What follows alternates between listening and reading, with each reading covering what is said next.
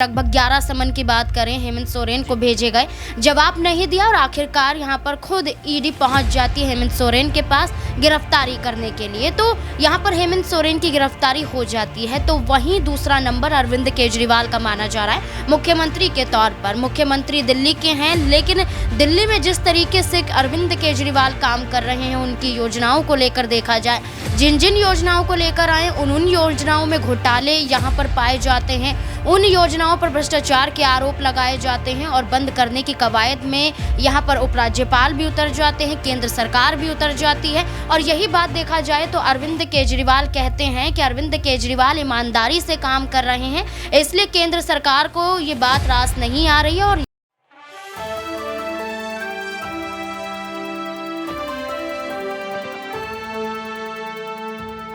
नमस्कार, आप देख रहे हैं नेक्स्ट 9 न्यूज़ पॉलिटिकल बाइट। मैं हूं आपके साथ आकाश त्रिवेदी।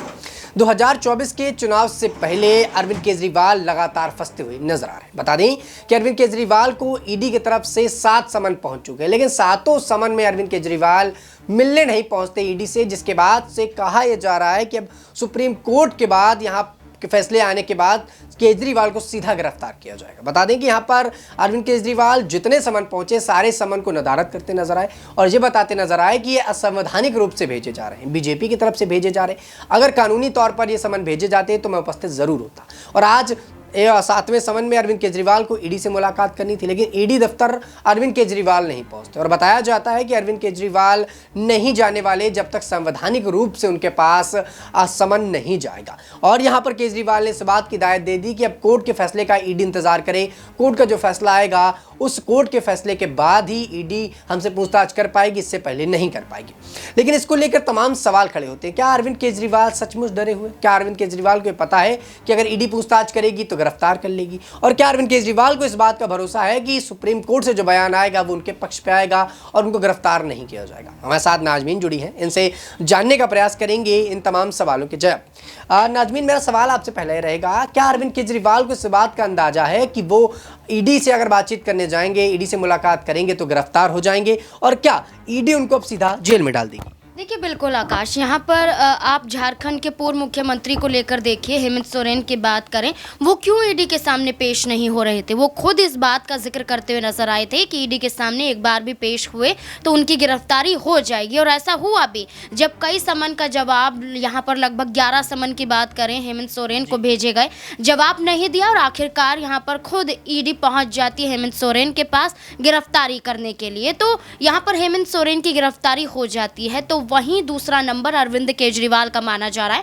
मुख्यमंत्री के तौर पर। मुख्यमंत्री दिल्ली के हैं, लेकिन दिल्ली में जिस तरीके से अरविंद केजरीवाल काम कर रहे हैं, उनकी योजनाओं को लेकर देखा जाए, जिन जिन योजनाओं को लेकर आए उन योजनाओं में घोटाले यहाँ पर पाए जाते हैं, उन योजनाओं पर भ्रष्टाचार के आरोप लगाए जाते हैं और बंद करने की कवायद में यहाँ पर उपराज्यपाल भी उतर जाते हैं, केंद्र सरकार भी उतर जाती है। और यही बात देखा जाए तो अरविंद केजरीवाल कहते हैं कि अरविंद केजरीवाल ईमानदारी से काम कर रहे हैं, इसलिए केंद्र सरकार को ये बात रास नहीं आ रही है और यहाँ पर ईडी सीबीआई को कठपुतली बनाकर भेज दिया जाता है। तो अब अरविंद केजरीवाल का दावा यही है कि ईडी के दफ्तर एक बार भी पहुंच गया तो मेरी गिरफ्तारी निश्चित है। यहाँ पर कई बार समन जारी किए गए, कई बार अरविंद केजरीवाल ने तरह तरह के बयान देकर उन्हें दरकिनार कर दिया। पहला समन की बात करें तो विधानसभा का चुनाव था, दूसरा समन आता है तो यहाँ पर कानूनी कार्यवाही को लेकर कहते हैं कि जानबूझकर केंद्र सरकार के इशारों पर गैर तरीके से यहाँ पर नोटिस जारी किया गया। तीसरा समन जारी होता है तो विपश्यना में चले जाते हैं, चौथा समन जारी होता है तो फिर एक रोड शो में चले जाते हैं, चौथा, पांचवा, छठा, ऐसे समन जारी होते रहते हैं। और अरविंद केजरीवाल की बात करें तो एक भी समन में नहीं जाते हैं। लेकिन जहां तक लगता है कि अरविंद केजरीवाल ईमानदार हैं, जिस बात का दावा वो खुद करते हैं, तो ईडी के सामने उन्हें पेश होना चाहिए था, क्योंकि साबित हो जाएगा। ईडी के पास कोई सबूत नहीं मिलेंगे, ईडी कैसे आपको फंसा देगी? लेकिन यहाँ पर उनका कहना है कि मेरे खिलाफ जानबूझकर साजिश रची जा रही है, एक ईमानदार मुख्यमंत्री को सत्ता से हटाने की कोशिश की जा रही है। और यही अरविंद केजरीवाल बार बार हर तरफ बोलते हुए नजर आ रहे हैं। लेकिन जहां तक लगता है कि ईडी के समन का जवाब नहीं देंगे तो गिरफ्तारी तो निश्चित है। वाकई में देखिए, अरविंद केजरीवाल अगर ईडी के समन के बारे में जवाब नहीं देते तो गिरफ्तारी पक्की है, लेकिन अब इंतजार किया जा रहा है कोर्ट के फैसले का। अरविंद केजरीवाल भी ये मान रहे हैं कि अगर कोर्ट से फैसला आ जाएगा तो हम ईडी से बातचीत करने चले जाएंगे। मतलब अरविंद केजरीवाल को कहीं ना कहीं इस बात का अंदाजा है कि कोर्ट की तरफ से फैसला उनके पक्ष पे ही आएगा और कोर्ट उनको कभी नहीं कहेगा कि ईडी पूछताछ कर लीजिए। जाहिर तौर पर 7 समन जारी कर जा चुके हैं और 7 समन ईडी की तरफ से जाना एक बड़ी बात मानी जाती है। मुख्यमंत्री होने के नाते उनको पहले समन में बातचीत करनी चाहिए थे, लेकिन अब तक 7 समन पहुंच गए। अरविंद केजरीवाल टस से मस नहीं हुए। यहां तक कि बता देते हैं कि ईडी बीजेपी के कहने पर आ रही। लेकिन अब देखने वाली बात यह है कि क्या सुप्रीम कोर्ट से जो आदेश आता है उससे केजरीवाल फंसते हैं नहीं। नाजमीन, मेरा सवाल यही आपसे रहेगा कि क्या अरविंद केजरीवाल को अंदाजा हो गया है कि जो कोर्ट फैसला लेगा वो उनके पक्ष में लेगा और कोर्ट की तरफ से फैसला आएगा तो ईडी उनको कुछ नहीं कर पाएगी, और अगर ईडी के पास सबूत है तो क्या ईडी को कोर्ट की जरूरत पड़ेगी उन्हें गिरफ्तार करने की? देखिए, पहली बात तो अरविंद केजरीवाल को ये गलतफहमी दूर कर लेनी चाहिए कि यहाँ पर उन्हें इंसाफ मिलेगा, या कहें कि वो ईमानदार हैं तो अपनी ईमानदारी का सबूत ऐसे दिखाएंगे कि कोर्ट में बेगुनाह साबित हो जाएंगे। कोर्ट की तरफ से भी अरविंद केजरीवाल को फटकार लग चुकी है। कोर्ट की तरफ से भी यहाँ पर नोटिस जारी किया गया अरविंद केजरीवाल को, यहाँ तक कि अब 17 मार्च को पेशी भी उनकी होगी कोर्ट में। लेकिन ईडी अधिकारियों की बात करें तो शराब घोटाले में लिप्त मनीष सिसोदिया, संजय सिंह को सबूतों के आधार पर ही गिरफ्तार किया गया।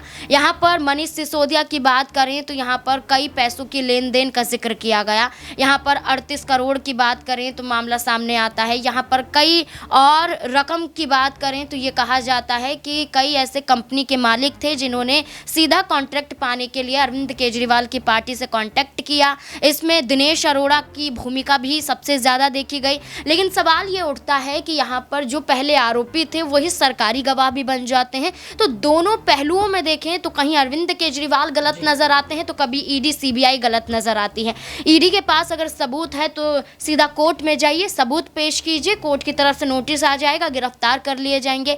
लेकिन मुख्यमंत्री की बात करें तो मुख्यमंत्री को गिरफ्तार करना इतना आसान बात नहीं है, पर अगर कानूनी कार्यवाही की जाए, कोर्ट की तरफ से लड़ाई लड़ी जाए तो वाकई यहाँ पर थोड़ा मामला आसान हो जाता है। जैसे मनीष सिसोदिया, संजय सिंह गिरफ्तार हुए हैं। सत्येंद्र जैन को तो राहत नहीं मिलती, सिर्फ अंतरिम जमानत पर बाहर नजर आते हैं स्वास्थ्य कारणों की वजह से। संजय सिंह अंतरिम जमानत की मांग करते हैं, जमानत नहीं मिलती है। तो मनीष सिसोदिया, संजय सिंह, सत्येंद्र जैन के बाद अगर अरविंद केजरीवाल की गिरफ्तारी हो जाती है तो उनका जेल से बाहर निकलना नामुमकिन हो जाएगा। इसलिए अरविंद केजरीवाल पूरी कोशिश कर रहे हैं कि कोर्ट में बेगुनाह साबित हो जाएं, ईडी की कार्यवाही में वो सहयोग ना दें, और यहाँ पर ऐसी कोशिश की जा रही कि वाकई वो ईमानदार हैं और अपनी ईमानदारी का सबूत वो अपने बयानों के आधार पर देते हुए नजर आ रहे हैं। लेकिन नाजमीन, यहाँ पर हेमंत सोरेन के वक्त भी यही देखा गया था। ईडी उनको 10 समन जारी कर चुकी थी और उसके बाद भी उधर उधर भाग रहे थे, लेकिन 10वें समन के बाद ईडी ने बिना कुछ सोचे गिरफ्तार किया। लिहाजा जो सब हुआ वो सब ने देखा। यहाँ पर मुख्यमंत्री पद से उन्होंने इस्तीफा दे दिया, वो जेल चलेगी। क्या यही सब अरविंद केजरीवाल के साथ होता नजर आएगा? और अरविंद केजरीवाल अपने बचाव में क्या कर सकते हैं? वो समन को लगातार नदारत कर रहे हैं, यही सोरेन ने कर रहे थे, वो भी नदारत कर रहे थे, लिहाजा उनको सीधा जेल जाना पड़ा। क्या अरविंद केजरीवाल अभी भी, अगर उनके पास वक्त है, ईडी से बातचीत करते हैं तो वो बच सकते हैं? और क्या अरविंद केजरीवाल यहां पर बात नहीं करते तो सीधा जेल जाए? देखिए, संविधान के अनुसार बताएं, नियमों के अनुसार बताएं तो ये कहा जाता है कि सिर्फ 3 समन जारी हो सकते हैं।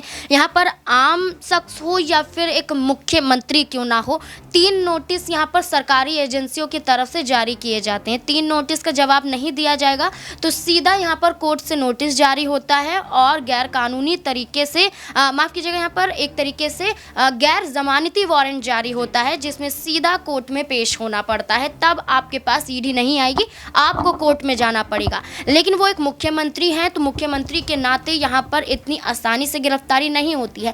लेकिन अगर अरविंद केजरीवाल जिस बात पर अड़े हुए हैं कि शराब में कोई घोटाला नहीं हुआ है, सिर्फ इनकी योजना को बंद करने के लिए केंद्र सरकार ये कदम उठा रही है। ना सिर्फ शराब नीति को बंद करने का मुद्दा उठाया गया, बल्कि शिक्षा विभाग से जुड़े हुई नीतियों को भी बंद करने की बात की गई। यहाँ पर मुफ्त बिजली योजना को बंद की जाने की बात कही गई। यहाँ पर मुफ्त मुफ्त पानी की बात करें तो उस पर भी कहीं ना कहीं घमासान अभी भी मचा हुआ है। हर जगह पोस्टर लगते हुए नजर आते हैं। अरविंद केजरीवाल ये कहते हैं किसी को भी बिल देने नहीं दूंगा, वरना यहाँ पर ये कहते हैं कि मैं अनशन करने के लिए तैयार हूँ, बिल कोई नहीं देगा। यानी कि वो केंद्र सरकार के खिलाफ लगातार कदम उठा रहे हैं। लेकिन अगर वो ईमानदार हैं तो पूरी बातों में सिर्फ एक बात यहाँ पर कही जाएगी कि ईडी दफ्तर में जाइए, पेश हो जाइए, वरना हेमंत सोरेन की तरह ही आपकी गिरफ्तारी भी निश्चित मान ली जाएगी। वाकई में देखिए, अरविंद केजरीवाल जिस तरह से ईडी समन को अनदेखा कर रहे हैं वो उनके लिए भारी पड़ सकता है। हेमंत सोरेन की तरह ही वो सीधा जेल जा सकते हैं और शायद उस वक्त उनके पास मौके भी न रहे खुद को बचाने के लिए। लिहाजा अरविंद केजरीवाल ने अब तक 7 समन नदारद कर दिए हैं। कोर्ट के फैसले का इंतजार किया जा रहा है और कोर्ट के फैसला आने के बाद से अरविंद केजरीवाल की गिरफ्तारी भी हो सकती है। इस मुद्दे पर दर्शकों आप अपनी क्या राय रखते हैं, नीचे कमेंट सेक्शन में हमें जरूर बताइएगा। फिलहाल के लिए इतना ही। देश दुनिया की तमाम खबरों से जुड़े रहने के लिए आप देखते रहिए नेक्स्ट न्यूज़ पॉलिटिकल बाइट।